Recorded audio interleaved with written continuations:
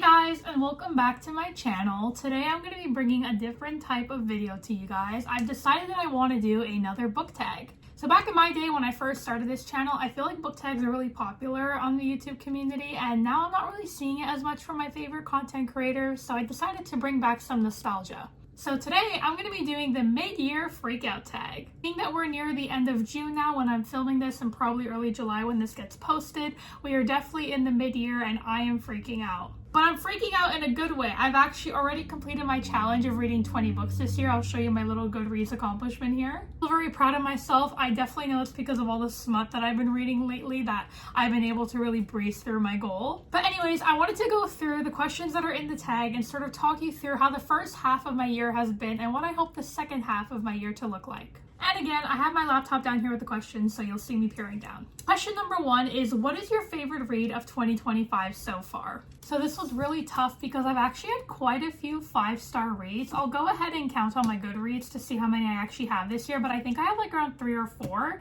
So picking my favorite was definitely tough. I have to narrow it down to 2 choices. I'm sorry, that feels like a cop-out, but my first choice is going to be Me Before You by Jojo Moyes, and my second 5-star read is My Friends by Frederick Bachman. And what I really appreciate about both books is that they actually give off very similar vibes. Both authors write with a lot of depth to their characters and stories, so I found it really easy to get emotionally invested, especially with Frederick Bachman. He's just one of those auto-buy authors for me, and I want to read all of his books one day because they always make me really emotional. Alright, question 2 is best sequel that you've read so far. I've read a couple of sequels this year, all part of my little smut journey that I've been on, but I would say my favorite sequel that I've read this year was the Freakout by Stephanie Archer. This is book 2 in the Vancouver Storm series. There are currently 4 books out, with another one I believe planned to release next year. If you're curious in hearing my thoughts on the entire series, definitely go check out my review here. But essentially this is a sports romance story, and each book has their own standalone characters, but because they're all part of the same hockey team, you sort of get to follow along in all the stories throughout all the books.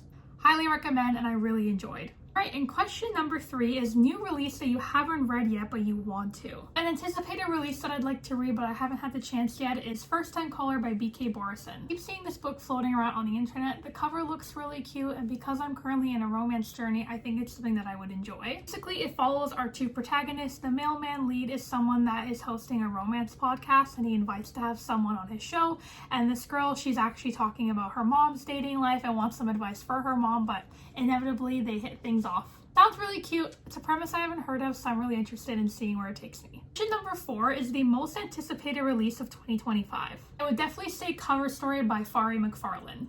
So I actually have a review of another Fari McFarlane book just last night if you want to go check it out on my channel. I really liked her writing the first time I read her book, so I'm really excited to see if she sort of continues that trend with her other stories. I actually saw this in Haley Pham's video because right now her and her husband Ryan Trahan are going all around the United States of America in 50 days. I saw her reading the book in her car and I was like, oh, I didn't know that Fari McFarlane had a new book out. So I went on the internet and I searched things up, and unfortunately it's not coming out until I think like October 2025, which is sadness. Next question is, what was your biggest disappointment? So I feel like this requires a video all on its own, and I do apologize in advance to the Colleen Hoover stans, but my answer will have to be It Ends With Us.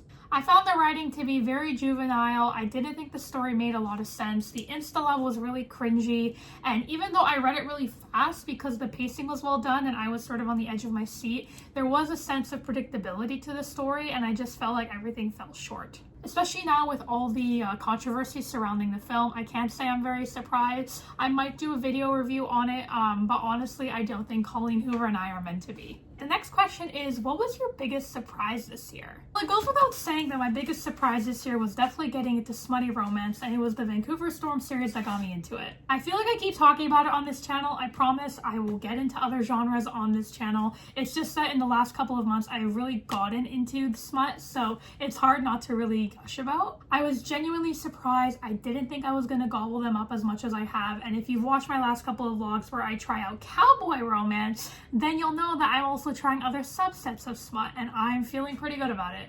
Next question is newest favorite author. I'm just going to go ahead and say Stephanie Archer.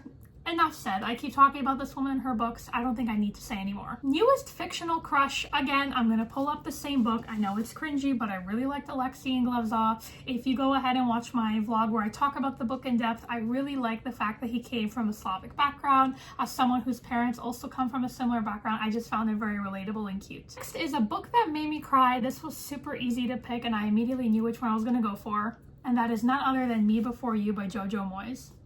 So if you're not familiar with the premise, essentially our main character gets a job taking care of someone who's a paraplegic, which means that they're paralyzed from the neck down. Will was unfortunately in a tragic accident that left him paralyzed from the neck down, and he simply doesn't want to live anymore, and Lou gets the job of being his caretaker, sort of a paid companion, if you will, because he does have a live-in nurse, a nurse that comes in to check in on him every day and like do the other things for him that Lou is not required to do.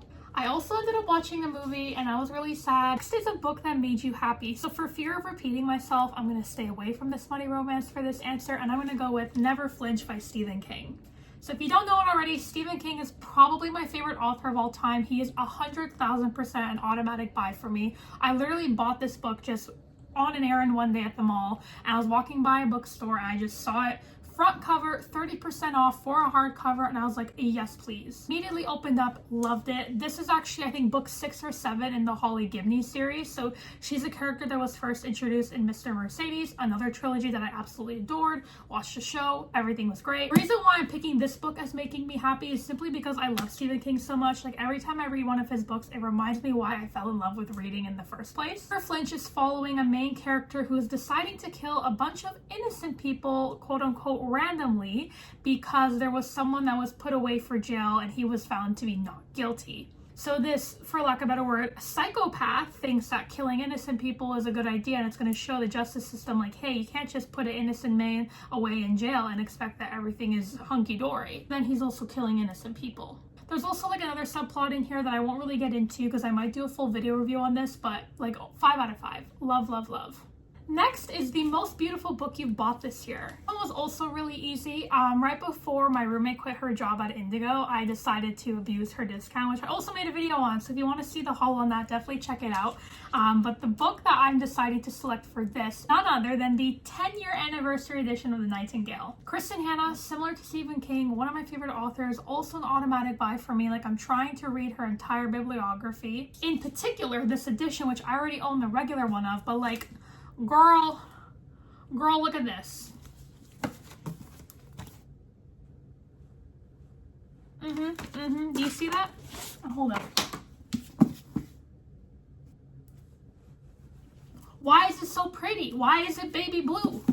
Why is it gold and baby blue? Just take my money. Just take my freaking money. It did in fact take my money.